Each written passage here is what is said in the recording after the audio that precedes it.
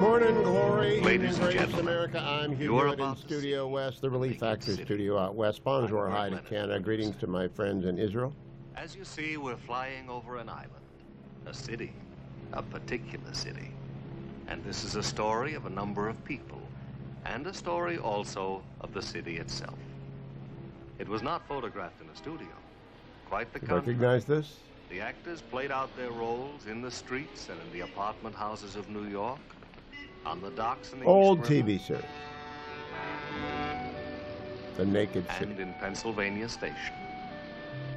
And its tagline, there are 8 million stories in the Naked City.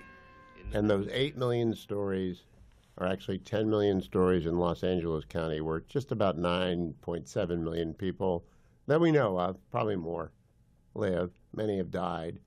And I'm going to talk a lot this day with Noah Rothman, Brett Baer, a number of other people about what's going on out here, Rich Lowry. I'm also going to talk about Pete Hegseth and his hearings and about the hostage deal that is oh so close in Israel. Not certain it's going to get over the final push. I'm not sure that the Netanyahu government won't collapse if it does. It's extremely generous to murderers. It is, however, liberation for the captive.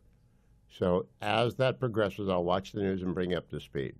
I want to begin, though, with one of the 8 million stories in the Naked City, 10 million stories in the Naked City, because it sort of illustrates the vastness of the tragedy out here. By the way, winds have begun to pick up, and they're going to increase overnight.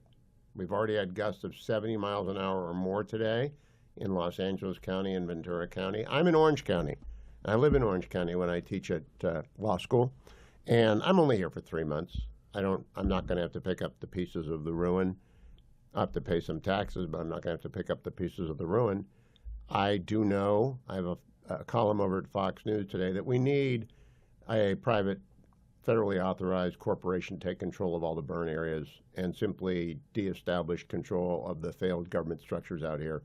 And I'll talk about that at length with other people. But I want to tell you one story from last night. We have old friends since 1990, staying with us. They have not been burnt down, but they've been driven out. Came oh so close.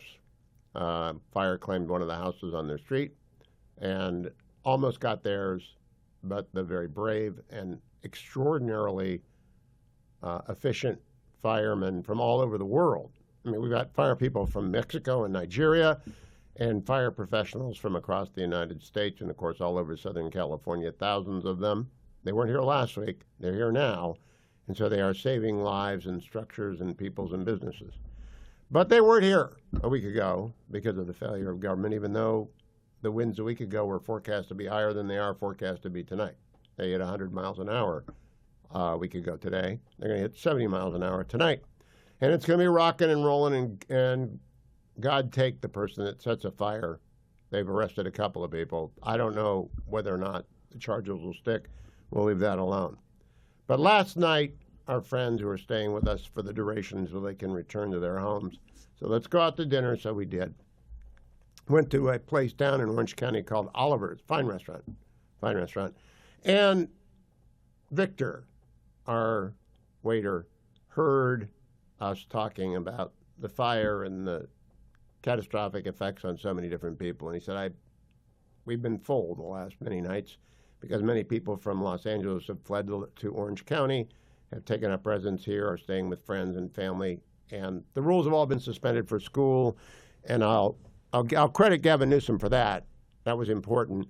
The obvious thing to do is take whole classes of students who've been driven out of the burned down schools and put them in a school together with their friends and their teacher. That's the obvious thing to do. You're going to meet at X school if you were at Y school as a class, not to drop kids as ones and twos all over the place. But I'll come back to that. Victor, our waiter, wonderful waiter, said, I've been listening to people, and I like to hear their stories. And he said, my sister's devastated. She didn't lose anything, though. Life will go on. I said, what do you mean? Tell me about it. I'm a journalist. He said, well, she finished her education this year, and she was looking for her first job in interior design. So it's a specialty. You go to fashion school, design school, you work hard at it. You got to find a niche. You got to find a way in. You got to find a hook. She looked and she looked and she looked and she interviewed and she interviewed and she interviewed. Victor told us that the interview process is now so computerized, very hard to break through it for whatever reason. I don't trust the AI on job interviews. She finally got a job 2 weeks ago after she'd been out of school for 6 months, interviewing, doing whatever she had to do to stay alive, but she wanted to be an interior designer, and she got a job last week at an interior design firm in Pacific Palisades. Now, that's a sweet deal. That's where you want to learn the business of interior design. That's where the professionals are, because that's where the money is. You're designing the homes at Pacific Palisades and Malibu. You're helping out people who've got more money than they can spend in their entire lives, and they want to do things exactly right. So if you can get a hook into that profession at that building, at that firm, you're set. And it burned down, and she's out of a job. Now, that's a small story. It's one of 10 million stories in the naked city. It's a story of a young woman who'd gone to school, had worked the system, had kept her head down, knew what her dream was, knew what she wanted to do, finally got through the interview net, finally connected, finally got the job, went to work for a week, and it burned down. It's not the only business to burn down. It's just one. It's not the only person to lose something. Many people have lost everything. She lost her first job. It'll be I didn't say this to Victor, it'll be a story for the rest of her life. She didn't lose her life.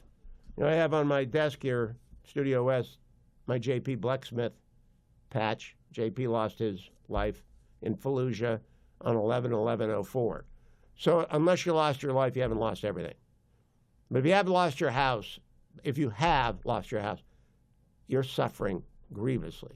If you're out of your house, you're suffering.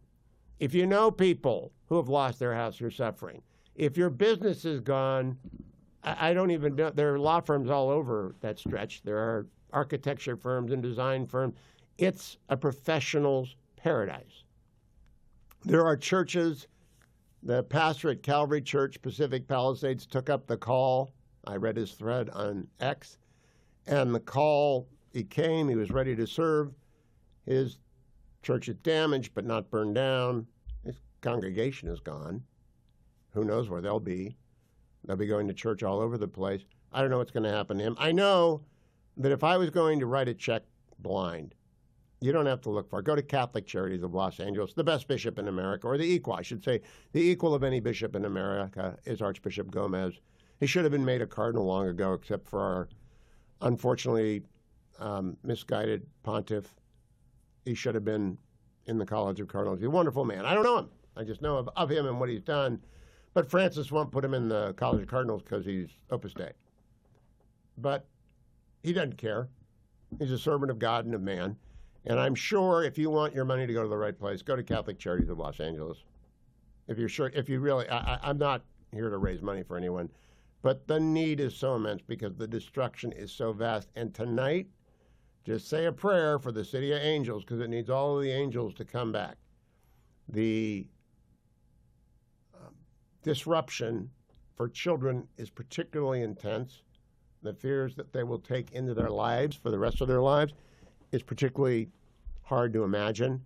So I am mad at government. Government failed comprehensively, and every day brings a new feature of the failure from the top to the bottom, and we still do not have one resignation. Not one person has said, I screwed up. I resign. Same thing as at the Afghanistan debacle. Joe Biden's running around today telling people he had a great 4 years. Well, he's lost it, and you know it, and I know it. And so we're not going to be hard. In fact, President Trump said that today. Can we play cut number, he's talking to Newsmax, cut number 10, please. Well, look, I don't want to insult people and they're on their way out. Finally, you thought this day would never rise, and it's what we've suffered at the border. You know, people talked about their foreign policy. They talked about the inflation. They talked about all the things that happened. We wouldn't have had inflation. We wouldn't have had any wars. You wouldn't have had Russia, Ukraine. We shouldn't have ever had the Israel. Israel would not have been attacked by Iran, because ultimately it was Iran that did it. But when you look at what happened during this last 4-year period, I think it was the lowest point in the history of our country.